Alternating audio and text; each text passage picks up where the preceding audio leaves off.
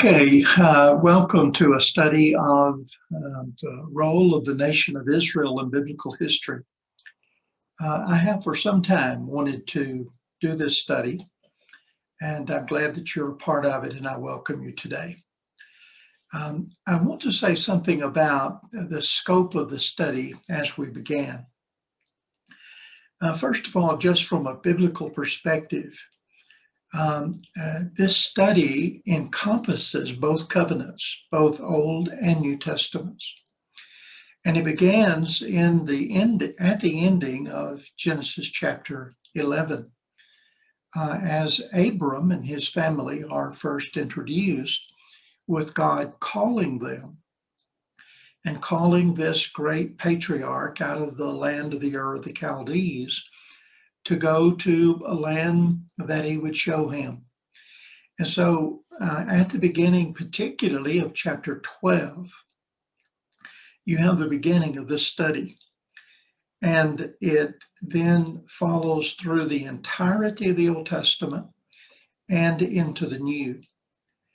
And we have an understanding of its role, especially in application and for us today in the New Testament. So the scope of the study is extraordinary.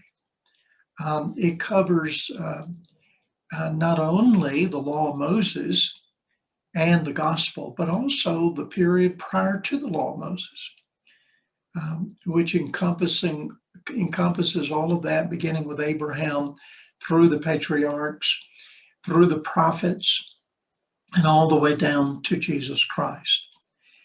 So it is comprehensive in that sense, and it continues even to this day.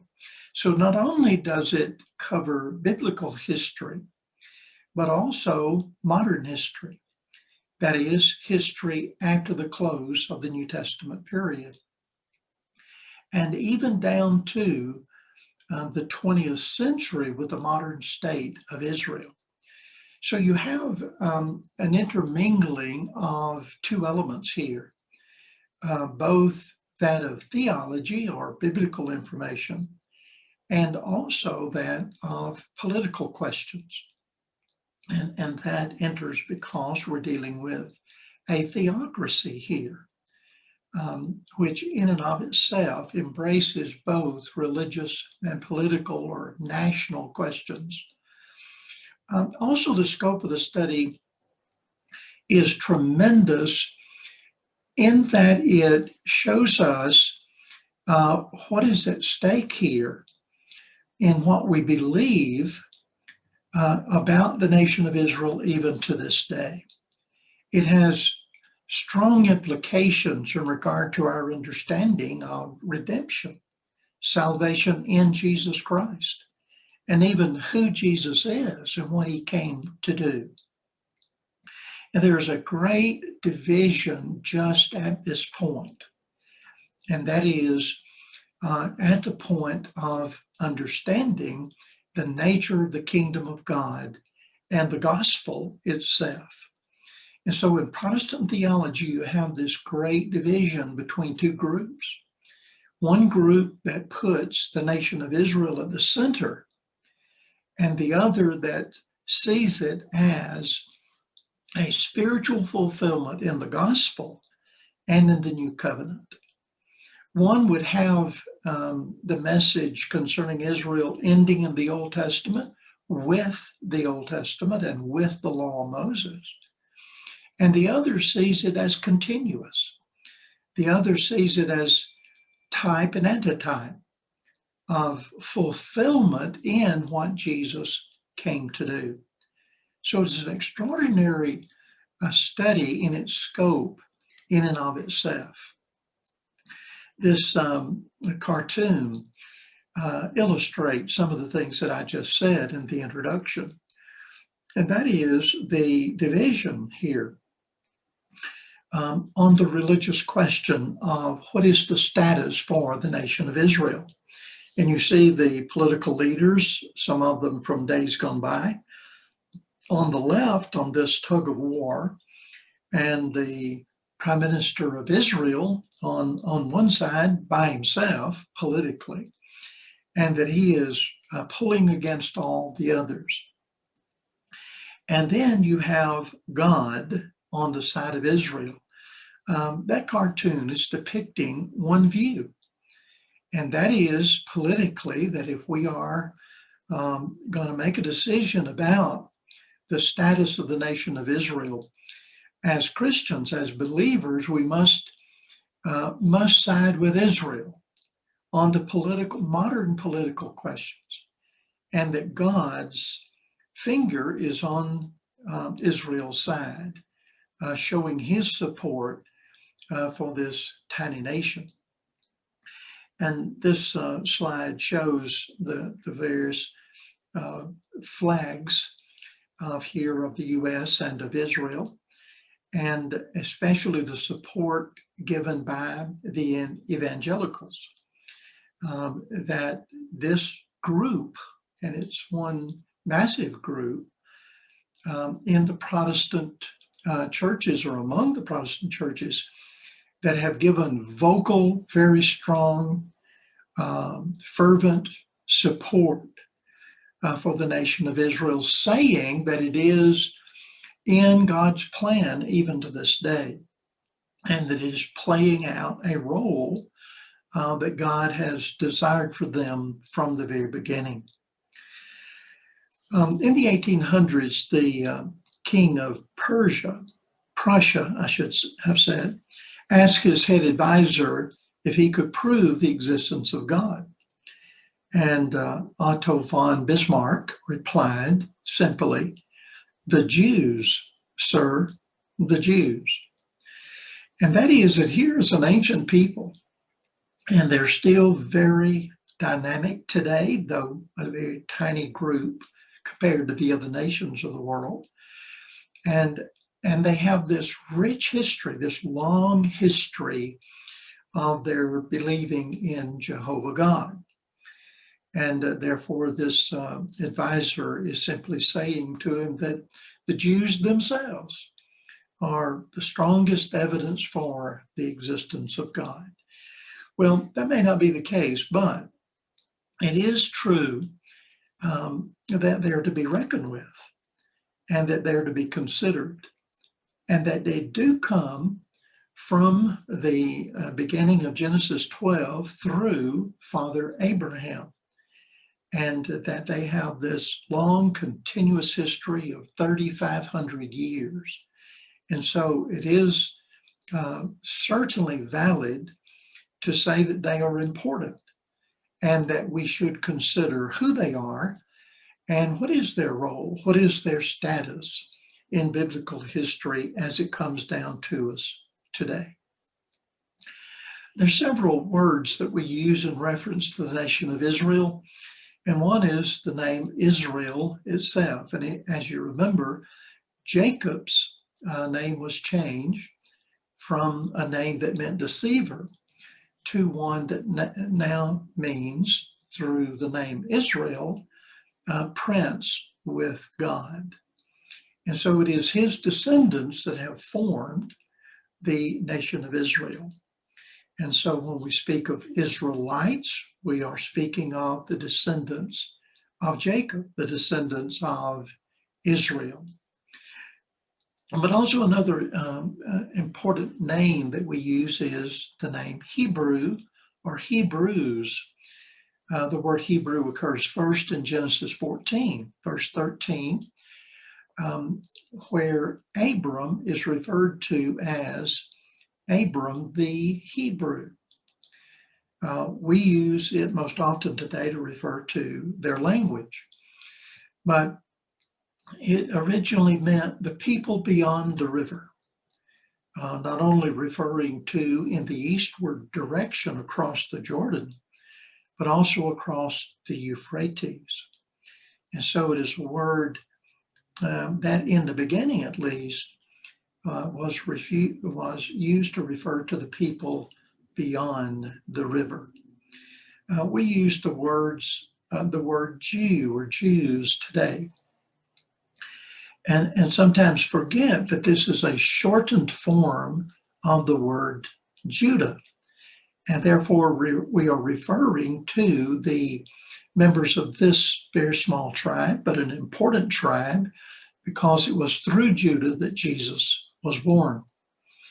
And we refer to those descendants of Judah as Jews. And often we'll confuse these names, these titles, and use them to refer to the whole group of the nation of Israel, when in the beginning they had a more specific designation.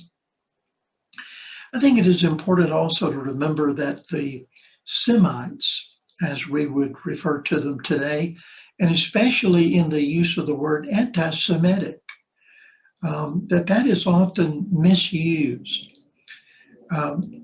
It has been used especially since the Holocaust in the mid-20th century.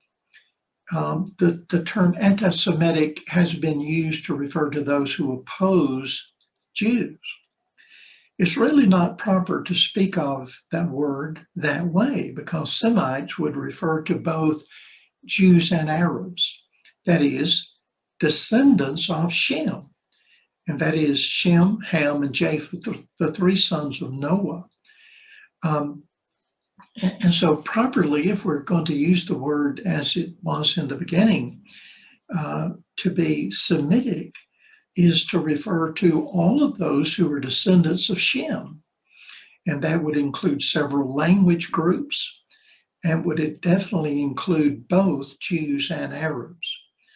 But in the latter decades, especially since the 1930s, 1940s, most often people would understand the term anti-Semitic to refer to a prejudiced attitude toward Jews.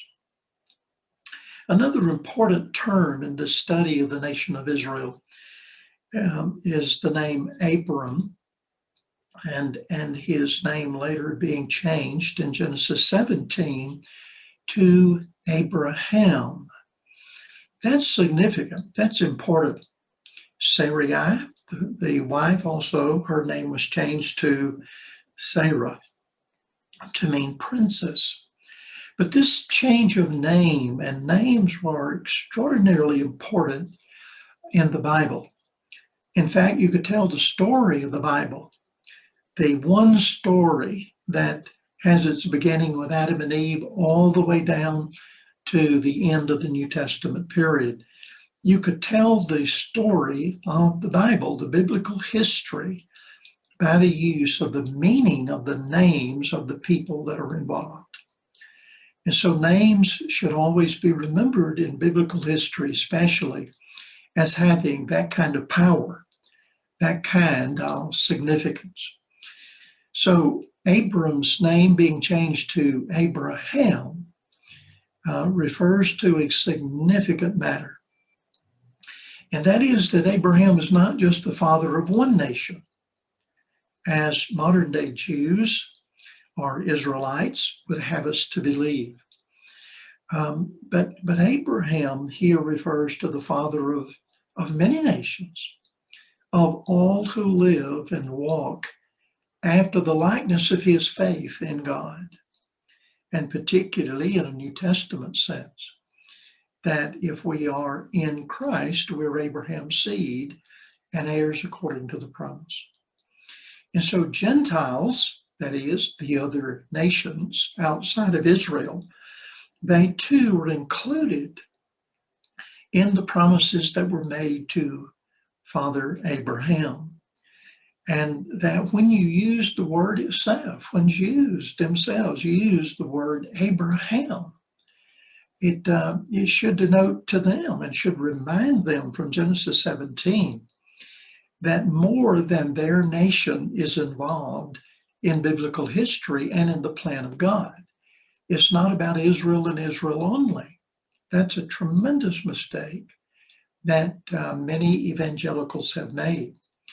And so we should see carefully the meaning of these words that we're using and that Jews themselves use, and accept and understand that there's a reference here to many nations, and not just to one, but to all who have a faith like that of Abraham. I have on the screen here just some highlights, nowhere near all of them, but just some of the highlights of an outline of the nation of Israel's history, from the call of Abraham in the 1900s, and that is BC, and some put it as an exact date, and I have it on my screen here, of 1921 BC. The call of Abraham at age 75 to come out of the Ur of the Chaldees, to leave his family and go to a land that God would show him. There's no indication, though Abraham's family, that is his father, his uncle, and others around him, were polytheistic, but there is no indication in the Old Testament or in the New that Abraham was polytheistic. It seems to me that he had this unique perspective and understanding of the nature of God, and for that reason was called to come out of that land, and that God would use him and his descendants to be a light to the nations. And so one of the things that is at stake here in the early development of this biblical history is this conflict between polytheism and monotheism. The notion and the concept of the oneness of God, in contrast to the belief in many gods, polytheism. And so Abraham is being called out and to leave that culture and go to a land that God would show him. And then you have these great patriarchs, that is, his descendants from Abraham, Isaac, the promised son, Jacob, whose name was changed to Israel, and then his 12 sons, their descendants, making up the beginnings of this tiny nation of ancient Israel.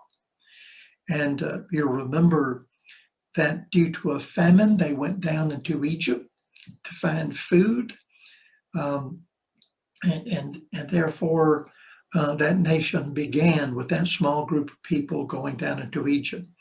But prior to that, during the life of this young man named Joseph, one of the sons of Israel, that he, because of a conflict with his brothers, was sold into bondage to the Ishmaelites who were going down into Egypt. And so they carried him down. And thus begins the history with this young man being in bondage at about the age of 17.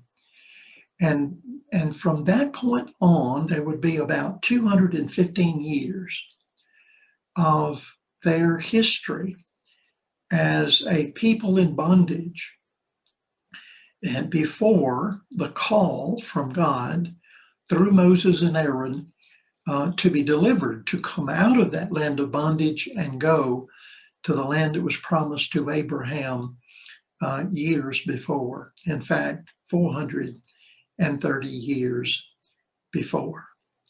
And so all of this is rich history. It's biblical history. It has to do with a formation of the nation of Israel. And all of that is very significant.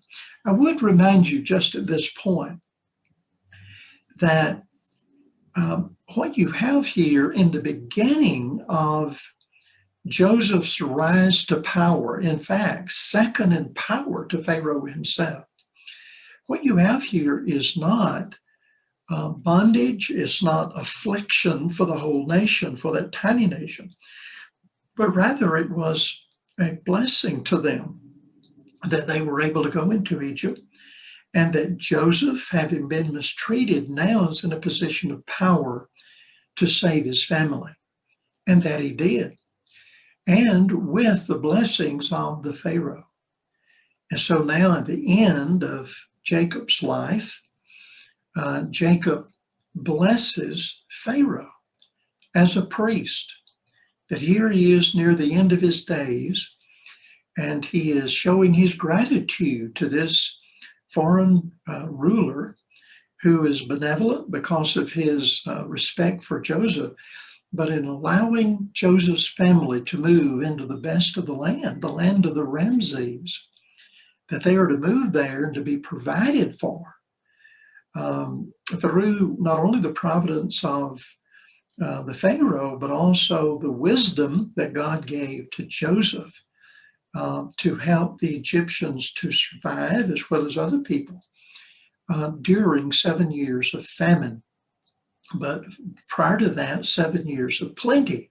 And it was during that period that they saved up for those 7 lean years to follow. And so Joseph plays an important part in that history in the survival of this small family group from Jacob.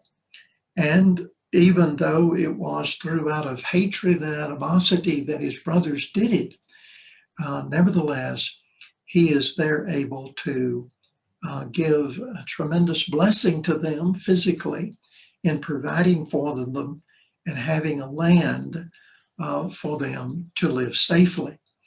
I want to remind you that it wasn't until the second Pharaoh, or I should say the next Pharaoh, after this one, showing such great respect for Joseph because of his wisdom. It was the second Pharaoh after that one died that the troubles began in a severe fashion against this group of people, that is, the descendants of Israel. And it began because the Egyptians were afraid. The second Pharaoh is described as one who knew not Joseph. He didn't know the history. He didn't know him personally. And he was afraid of these shepherds who had entered their land. And there was an immediate division because one group were shepherds, that is, the Israelites, and the Egyptians were not. They were herdsmen. And so because of this cultural difference, you have an animosity building between the Egyptians and the descendants of Jacob, Joseph's family. And it was during that next period of time, over 215 years, that this severe bondage was brought against the descendants of Jacob, until Moses, born from the tribe of Levi, Moses, his brother Aaron, and their sister Miriam, these three playing significant roles in the further development of the nation of Israel and the Exodus itself. You remember that Moses was very reluctant to go and to tell Pharaoh he had lived there, was born in that land, and he fled that land because he feared that he would be put to death. And now at age 80 and Aaron at age 83, they are told to go and to give a command to Pharaoh to let his people go. And you remember after the 10 plagues that were brought upon the nation of Egypt, that finally they were delivered out of that difficult situation that they had been living under. And now they were brought out with great possessions that were given to them. And now they're able to go and begin their travels toward the promised land. And that Exodus, as I have on my outline here, occurring somewhere in the 15th century BC. And then that rich history after the law of Moses was given at Mount Sinai, of course. If they had been obedient and faithful to God, perhaps within weeks, they could have traveled across the Red Sea, from Egypt, across the Red Sea, and through the wilderness, and into the promised land, that was very specifically outlined and is outlined for us in Genesis 15. But they could have gotten there in a very short period of time if they had been obedient, but they were not.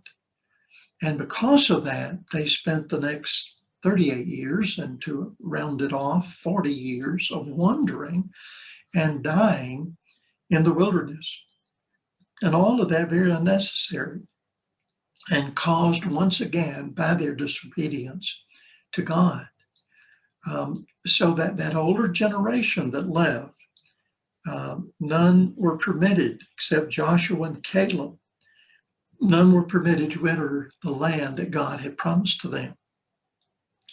And then you have this period of the judges prior to them having kings.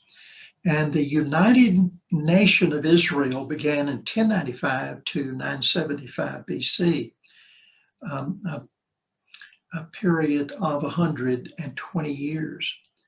And that 40 years each for Saul, David, and Solomon. And so this is at the height, the zenith for the nation of Israel during the reign of these three kings who ruled over united Israel. But then troubles began with the nation dividing and splitting into two parts, North Israel with 10 tribes and Southern Israel with 2, with just small Judah and the remaining part of Benjamin. So 2 very small tribes made up the southern tribe that lived around the city of Jerusalem. And it was in that setting that you have this protection that was provided by the providence of God, because it would be through Judah that the promised Messiah would come. And so this promise to Abraham back in Genesis 12, and the covenant cut with him in Genesis 15, and the covenant of circumcision given in Genesis 17, all of that important for an understanding of this nation and the land promise, the national promise, and then the seed promise, that is, the one through whom God would bless all nations. Once again, the importance of the name itself, Abraham. And so it shows us very early on that God had more in mind than just this tiny nation. In fact, we should acknowledge early on in our understanding and study of the Old Testament that God cared about the other nations. They were never left behind in that sense. They were always in the forefront of the thinking and the plan of God to bless all nations. He sent prophets to them. Many segments of the prophets' writing and preaching in the Old Testament was about what God wanted for those nations, and that he wanted them to understand who he is, and that they were not to be polytheistic, and they were not to worship sticks and stones, but rather they were to worship the living and true God of heaven and earth. And so the contrast between the two, that is the two groups, is between monotheism and polytheism. It is not between one group that God favors and another that he does not. That is not the case. It's what Israel thought. It's what they believed and have believed all the way from the beginning, even to this modern day. But it was a false idea. Paul would ask in his letter to the Romans, is God the God of the Jew only? Or is he not also the God of the Gentile? And Paul's answer was yes, of the Gentile also. This is something the Jew could not accept and would not accept. But thereby, by their rejecting it, they have caused a tremendous division in that you have this divided support, some for and some against, for the modern state of the nation of Israel. But we'll get to that later on. But I wanted today to introduce the study and to let you know something about the beginnings of the nation of Israel down to this united period, this period in which you have the height where you have Saul, David, and Solomon, and especially with David, because the promise is going to be renewed to David that he made to Abraham before, that through the lineage and the seed of David, that there would be one who would arise to sit on the throne of David. And it would be through this seed that all nations would be blessed. Once again, pointing to that comprehensive view of God and the plan of God to bless all nations of people. And when we reach the New Testament period, we'll say more about how that is fulfilled in a spiritual sense in Jesus Christ. Well, this is just the beginning of our study. And of course, once again, it's very comprehensive, but I welcome you. I invite you to join with us in this study. I think an important study that lays out here a tremendous scope, a tremendous plan, an overview for understanding biblical history. Thank you for joining us and being with us today.